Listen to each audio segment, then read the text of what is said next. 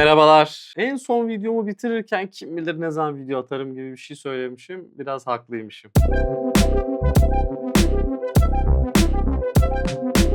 Geçenlerde Hixfield AI bana mail attı. Dediler ki senin içeriklerin çok iyi, çok seviyoruz, bayılıyoruz falan.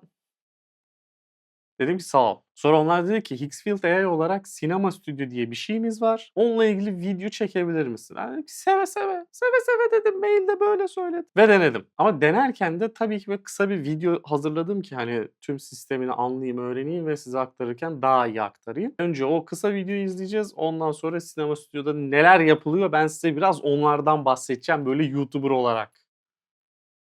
Hadi geç. Artık hayal ettiğin her şey gerçek.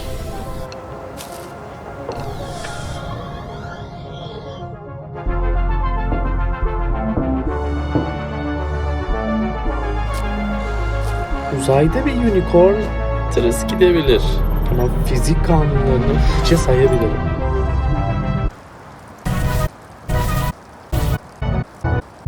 Newton'a elmasını rahatça yedirebilirim.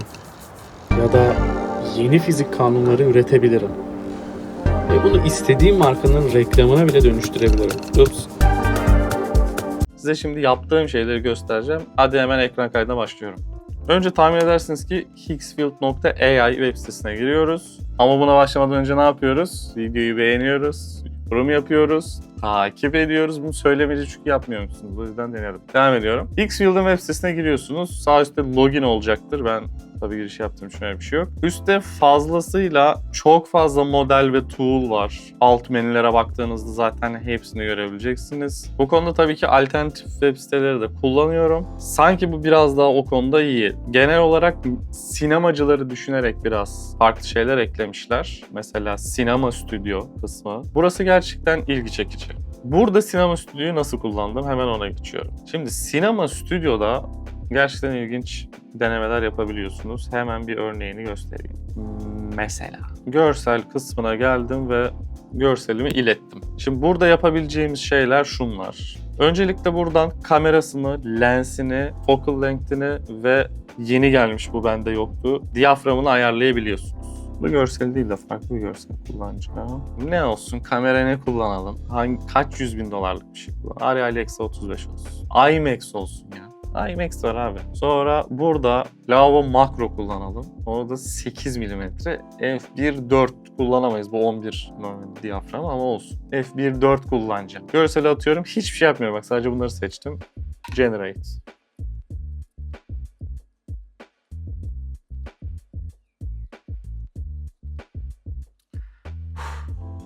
İşte işin sıkıcı kısmı bu. Neyse. Anladınız mı demek istediğimiz sinema stüdyonun yani sinema stüdyo gerçekten güzel bir ürün. Yani evet AI çok güzel modeller var. O onda çok iyi, bu bunda çok iyi ama sinema stüdyo gerçekten bu videoyu yapın dedikleri için değil. Gerçekten güzel kullanılabiliyor.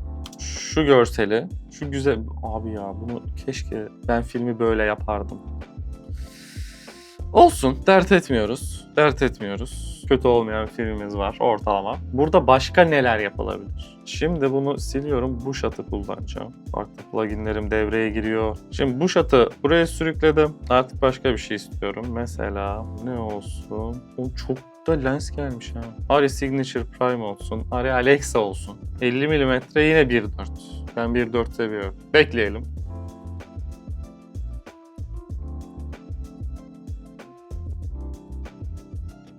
Bitti. Şu tatlışlığa bakar mısınız ya? Çok güzel yaptı bu ya. Bana böyle güzel yapmıyor onu söyleyeyim. Genel kullanım mantığını anladınız. Yani mesela ilk referans shot'ımız neydi? Şu görsel. Bunu dedik ki aşırı geniş açılı lava lens stiline çevir. Bam! Hemen çevirdi. Bu geniş açılı lava lens şeyinin de 50 mm Alexa 1.4 çok dar bir alan derinliğiyle bir versiyon çevir dedik. Gerçekten çok güzel yaptı lan bunu. Genel kullanım mantığı bu. Şimdi bunu ürettik. Görselleri böyle istediğimiz gibi editleyebiliyoruz, sahneye çevirebiliyoruz vesaire vesaire. Şimdi video kısmına geçiş yapıyorum. Şu uzay sahnesine start frame'i mesela ekledim. Burada neler yapabiliyorsunuz? Movement'lardan istediğinizi burada seçebiliyorsunuz. Bunu seçtim. 5 saniye yapayım, biraz kısa sürsün. 16.9 zaten görselimiz. Aynı kalabilir, bir sorun yok. Ses olmasın.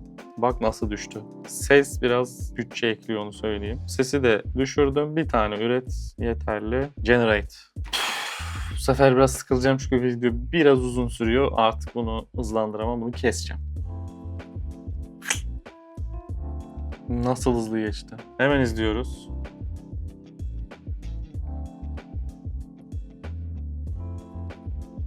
Çalışmadı.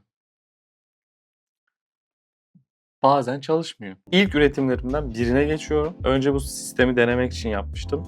Drone shot olarak seçtim ve Space işte uzay gemisi yavaşça ilerliyor diye biraz fazla şovlu bir görsel üretince söyledim ki statik olsun kamera ve uzay mekiği yavaşça gitsin. Bu daha uzay filmi hareketi gibi oldu. Mesela ona ek olarak şu düşüş sahnesinde, mesela bu düşme sahnesinde şu gerginlik olsun diye handheld seçtim ve gerçekten hani o sahneye dinamizmi kattı. Bu geniş plan işte Newton'un ilk, bu sahneyi filmde kullanmadım ama hani dolly in olsun yavaş yavaş hani yaklaşsın diye yine bu preseti kullandım. Yine final sahnesinde dolly out'u kullandım, hani sahneye giriş yaptık.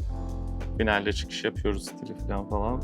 Bunun dışında neler var? Mesela abuk subuk şeyler yapmak istiyorsunuz. Edit videoya gelip burada Kling'in motion kontrolü var. Kling'in motion kontrolü ne işe yarar? Aslında tam olarak bu işe yarar. Anladınız mı? Buradan referans videonuzu yüklüyorsunuz. Buradan istediğiniz karakteri ya da işte o dünyayı, görseli, imajı neyse onu yüklüyorsunuz. Prompt'a da çok basit şeyler yazmanız yeterli. Burada öyle uzun uzun ChatGPT promptları yazmanıza gerek yok. Gerçekten basit haliyle yazıyorsunuz. Yine klasik kalitesini ve işte videoyu seçip generate diyorsunuz. Tertemiz. Sinema stüdyo böyle bir şey. Ayrıca o yaptığım videoyu hazırlarken de nelere dikkat ettim, hangi modelleri kullandım vesaire diye de bir video hazırlıyorum. Onu da yakında paylaşacağım. Şuralara bir yerlere koymuş bile olabilirim ya da profile tıkla oradan ona geç işte. Yani çok atraksiyonlu bir konu. Belki video bittiğinde çıkacak, hiç bilemeyiz. Bu videoyu izledin. Dedin ki of inanılmaz bir video, beğendin. Zaten onu yaptın. Merak ettiğin şeyler oldu. Sordun. Dedin ki Dicle'cim şu nasıl yapılıyor dedin. Arada motion kontrol bir şey gösterdin. Ne oluyor dedin. Nasıl yapılır dedin. Bunların hepsini yoruma dedin. Ben de daha detaylı videolar yaptım. Çünkü iyilik meleği. Teşekkür ediyorum izlediğiniz için. Bu her şeyi yaptıysanız ben artık ne zamandır da öpmüyordum. Ha? Geliyorum. İstiyorsun geldim. Kendinize iyi bakın.